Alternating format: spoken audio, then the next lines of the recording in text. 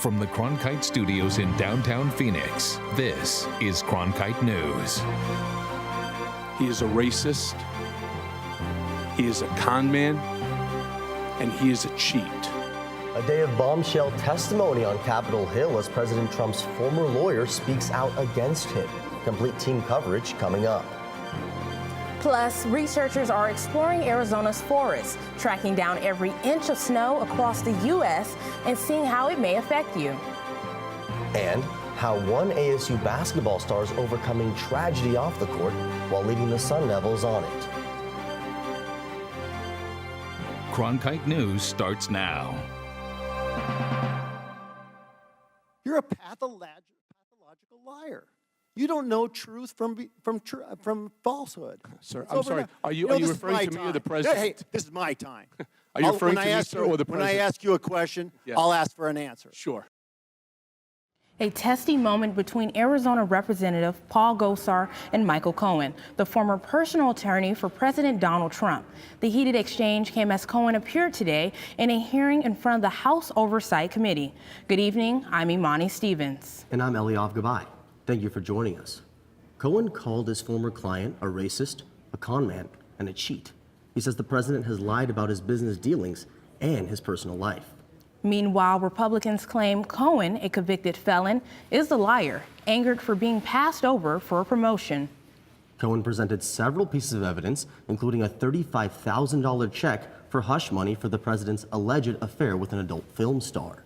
Cohen also said Trump knew in 2016 about WikiLeaks preparing to release emails damaging his opponent Hillary Clinton's campaign, and that Trump lied about an ongoing project during his own campaign of a Trump Tower in Moscow. Republicans on the committee, including Paul Gosar, refuting Cohen's ability as the now disbarred lawyer who's facing 3 years in prison for tax crimes, campaign finance violations, and lying to Congress. For those who question my motives for being here today, I understand. I have lied, but I am not a liar. And I have done bad things, but I am not a bad man. I have fixed things, but I am no longer your fixer, Mr. Trump. We have team coverage headed your way. Let's go first to our Cronkite News Bureau in Washington, D.C., where Alyssa Klink spent the day at a Cohen testimony watch party. Alyssa, how are people reacting? Well, people across the country were glued to the congressional testimony today of Michael Cohen, the one-time fixer for President Donald Trump. But in what may be an only in Washington moment, at least some of the people here were glued to bar stools, too. For Duffy's Irish Pub co-owner Casey Callister, it was not surprising that people would be in his bar at 10 a.m. on a weekday watching a congressional hearing. We're prepared for this. This is what we do. Prepared for a crowd that filled every seat with their hands glued to a drink and eyes glued to the TV, all to watch the testimony of President Trump's former attorney, Michael Cohen. I think they say it was a great game watch experience. Callister said that since a lot of his customers work on Capitol Hill, what happens today could affect their jobs. Well, I think in D.C., when there's a big event like this, it actually impacts people's lives. You know, there's somebody that's jobs might be affected by what they say today. What they saw was a grilling of Cohen by Republicans. They harped on his guilty pleas last year to 8 counts of campaign finance violations, bank fraud, and tax fraud.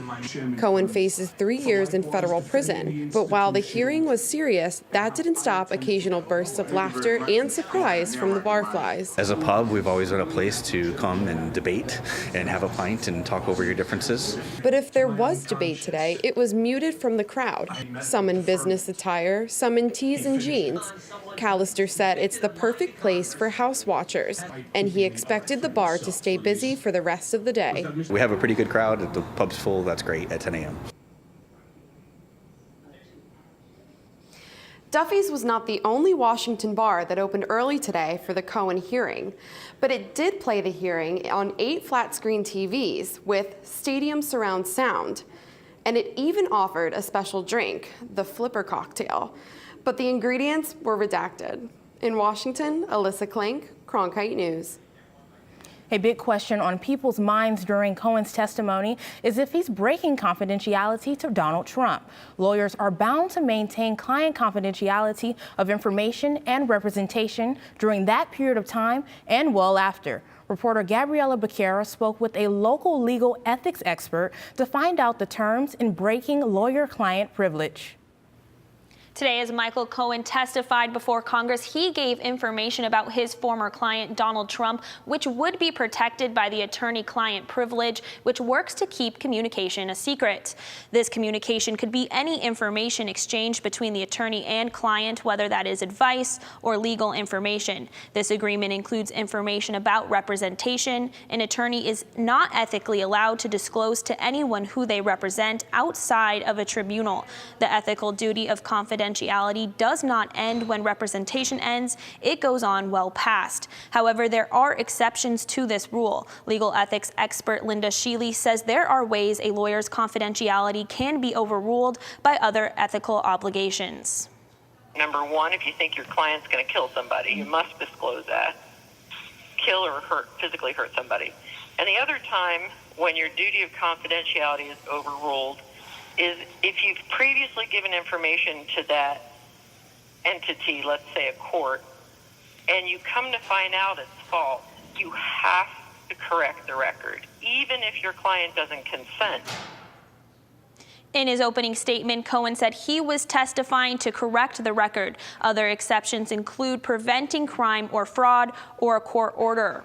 Cohen also referred to Trump as a racist, con man, and a cheat in his opening statement today. Sheely says that lawyers are ethically required to tell the truth in all situations. So as long as he can factually substantiate his comments, can he make those comments? In the newsroom, Gabriela Becerra, Cronkite News.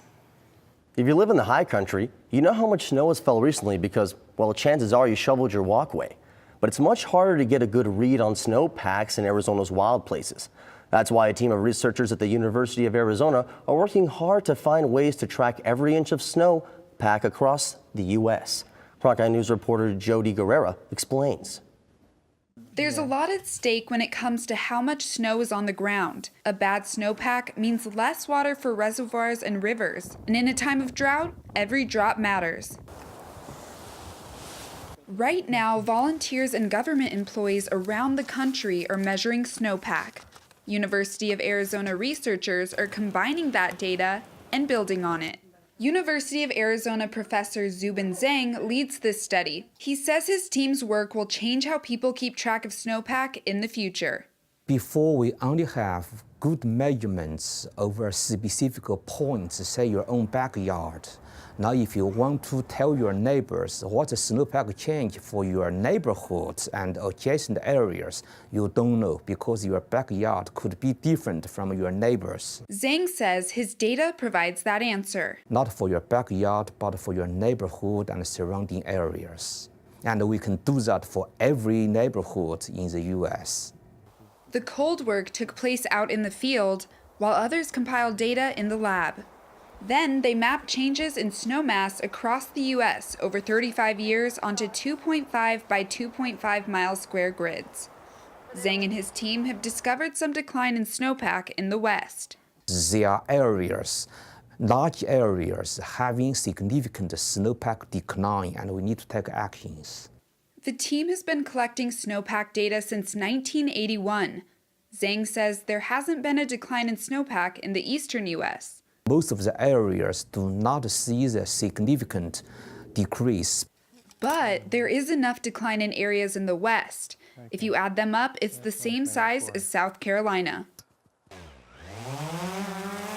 Associate research scientist Patrick Broxton says they often use creative technology for measurements. A number of my colleagues are working with drones, and we just thought it would be a good way to measure snow depth because they're using it for similar types of purposes. These researchers are so passionate about their studies because their findings could help predict changes in the water cycle and climate change. Here in Arizona, snowmass directly impacts the Colorado River. Less snowpack means less water through the Colorado River. That means less water for Arizona. While the snow may look deep, the trends over years are what really tell the true story of snow. In Tucson, Jody Guerrero, Cronkite News. The researchers at the University of Arizona are collaborating with NASA. They want to send a satellite into space to help track snowpack. An unclaimed veteran was laid to rest in Phoenix this morning with full military honors. U.S. Air Force veteran Will Melvin Shagog had no known family when he died February 15 at 59 years old. The veteran served in the military from 1978 to 1979. Dignity Memorial held a funeral service open to the public at the National Memorial Cemetery of Arizona. Hundreds showed up to honor his memory. Don't go away just yet. Coming up next on Cronkite News, grandparents in Arizona may be getting a helping hand when it comes to caring for their grandchildren. And Sky Harbor looking to add new amenities to appeal to millennials. We'll tell you what they are after the break. Throughout Arizona, more than 100,000 children are cared for by their grandparents or other kinship relatives. Now, 3 bills could alleviate some of the financial strain on the families caring for them. Ariel Salk explains. Our favorite game. Kelly Appling is the licensed kinship placement for one of her grandchildren. Come out so we can play Guess Who. Her mother was experiencing a hard time and asked if I could keep her for just a little bit. But Appling is no stranger to raising children. I have 2 biological.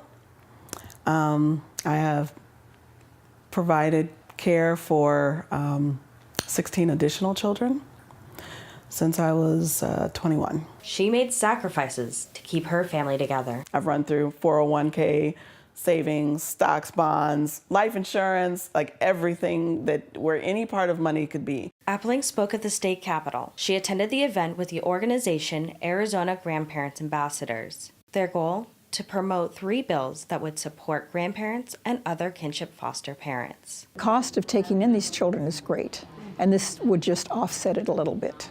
The statewide chair, Ann Nichols, says the 3 bills would provide a little extra money to help raise children. Not like what you would get if you were a licensed foster parent, but it's enough to help with the costs of having children you didn't expect to have. For Appling, it's more than the financial assistance. Not even about, just trying to get free money or free benefits. It's more so of just a change in your household. Like this is a lot. In Phoenix, Ariel Salk, Cronkite News. Sleep suites and automated stores. Just some of the new amenities Sky Harbor International Airport is looking to install to appeal to millennials. The airport is asking Phoenix City Council to allow it to seek bids on 6 concession spaces. Next month, airport staff will bring the Aviation and Transportation Subcommittee a proposal to solicit at least 1 automated market in Terminal 4. The proposal is in response to research conducted by the airport showing millennial travelers find these sort of concepts appealing. From South Phoenix to a star in ASU's men's basketball team. But it was no easy layup for this big man. We'll take you on the emotional ride of Zylan Cheatham, his journey to ASU, and how he's overcoming tragedy this season. That's coming up next on Cronkite News. In Arizona State forward Zylan Cheatham's first and final season on the court as a Sun Devil, he's quickly become a fan favorite. The Phoenix native has turned heads with his fiery play and energetic personality, but the journey through his senior year has been a long one. Cronkite News reporter Chancellor Johnson has more on Cheatham. Yeah, guys, if you talk to any of his teammates, they'll tell you he's the heart and soul of this team. His head coach, Bobby Hurley, told me it's so easy talking about Cheatham because he's such a great person. But his unique story of some of the things he's dealt with through his senior year shaped both the player and the person you see today. He's just a ball of energy. I just think he'll make these big signature plays like he did with the dunk against Oregon. Yes. And that's unique. He's like a unicorn. Zylan Cheatham's journey to Arizona State is as remarkable as his skill set. Born in South Phoenix, just a short ride from Wells Fargo Arena, Cheatham saw it all. Gang violence, fights, shootouts, just losing friends, losing family members. I mean, all that type of stuff. But on the positive note, I mean, that's where I learned how to compete. That's where I get my edge from. I mean, without basketball, I don't know where I would be. Basketball has helped him tremendously. Like, it gave him an outing, like something to do besides hanging out in the streets. I think Zylan Cheatham had an advantage because there was no doubt he knew exactly what he wanted to do, and that was to play ball. I mean, that was just kind of my therapy. That was my release. Nothing else mattered when I was there. Well, he was excellent. He was an excellent player. As far as the leaping ability and all of that at practice, sometimes he'd do some things that really was like, whoa, that's wow, because not everybody could do that. Zylan's athleticism would take him from the streets of South Phoenix to the palm trees of San Diego State. That's all just athletic ability of Zylan Cheatham right there. After a stopover with the Aztecs, Cheatham found that the road led him back home. Once I got on the phone with Hurley, and we just had our first conversation, man. We just chopped it up, and he came off as so real. We talked about a lot of basketball things that I thought that he could work on to put himself, to be in a great position to just showcase how good of an all-around player he is. I was just like, look, I'm in, bro. Like, I'm committed. I'm coming home. And ever since then, it's been a dream come true. Soon, the local kid became a fan favorite.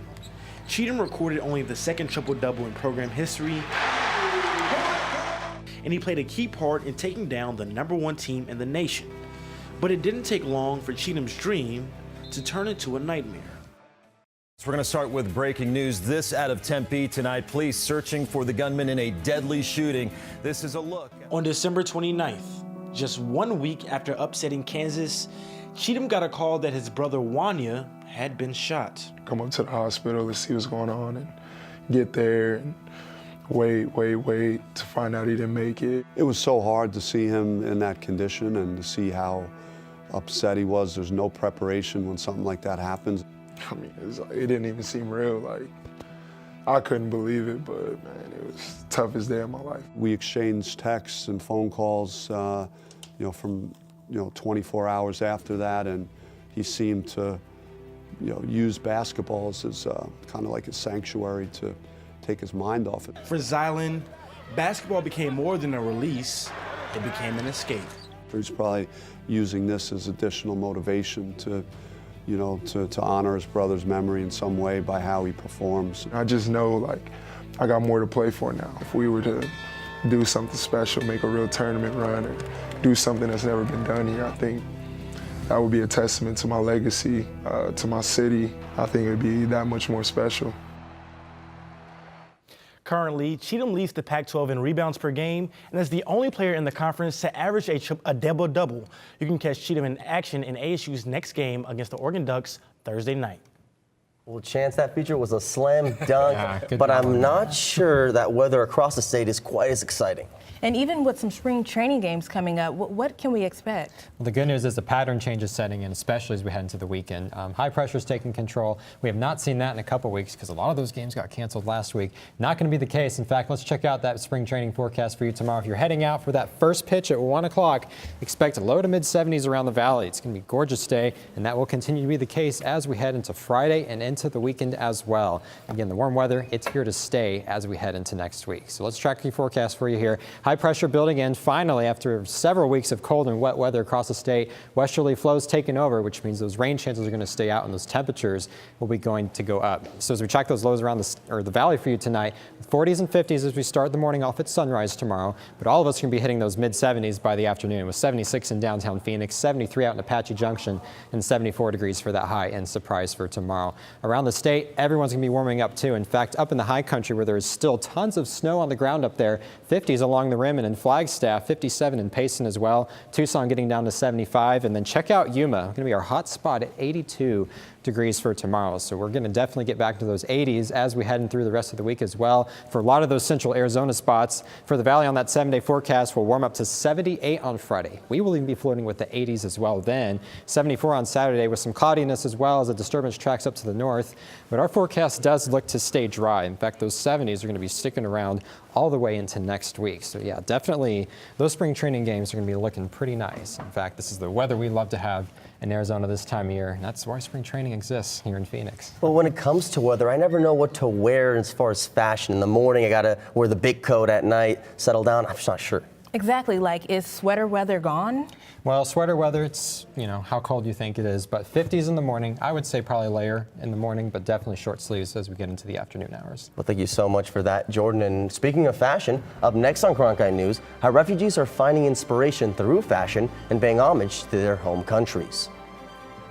The International Rescue Committee provides opportunities for refugees, asylees, victims of human trafficking, survivors of torture, and other immigrants to thrive in the United States. Here in Phoenix, the IRC is looking for new ways to raise funds to help refugees as they resettle in the Valley. Cronkite News reporter Hattie Meyer shows us one fashionable way they're doing just that. I just want to be a fashion designer. Still, I'm working on it. Noreen Amir has loved fashion since before she could use a needle and thread. I was always sit beside my mother and ask her to just make some design for me. That was in her home country of Pakistan, a place she and her family fled last year because of difficult circumstances. With the help of the International Rescue Committee, Amir and 9 of her relatives are in the process of resettling in Phoenix. Over the weekend, Amir debuted her collection at the IRC Haute Couture fashion show in Monorchid near downtown Phoenix. She was one of 5 refugee designers, the others coming from Burundi, Honduras, Afghanistan, and the Democratic Republic of Congo. The IRC's Stanford Prescott says Haute Couture is about more than just putting clothes on a runway. What we're trying to show here is that refugees bring art, they bring culture, they bring economic success to our valley, and that's something that should be celebrated, not something that should be. According to the IRC, the number of refugees admitted into the United States from countries such as Turkey, Lebanon, Jordan, and Kenya dropped dramatically between 2017 and 2018. In Arizona, only 230 refugees were resettled between October 1st of last year and January 31st. Although this number may sound small, it's actually more than in other U.S. locations. Arizona is actually one of the highest states for refugee resettlement. When refugees first arrive, we provide a lot of services targeted at self-sufficiency and integration. Malia Shankoru modeled for 3 of the designers. Her family is Ethiopian, coming to the U.S. when she was 18. It's not just about, presenting the nice clothing and just being a part of this event, but it's also, again, giving back and showing the other designers who are from foreign countries and they brought it here and sharing their culture and their design. It's definitely beautiful to be a part of it. Maddie Meyer, Cronkite News. Cronkite News is proud to be the news division of Arizona PBS. Here's what's coming up next on Arizona Horizon. On the next Arizona Horizon, it's our Phoenix mayoral debate as candidates Kate Gallego and Daniel Valenzuela will address the major issues facing the state's biggest city. It's a debate on the next Arizona Horizon. That's it for Cronkite News tonight. Thanks for joining us. For top Arizona stories anytime, go to cronkitenews.azpbs.org.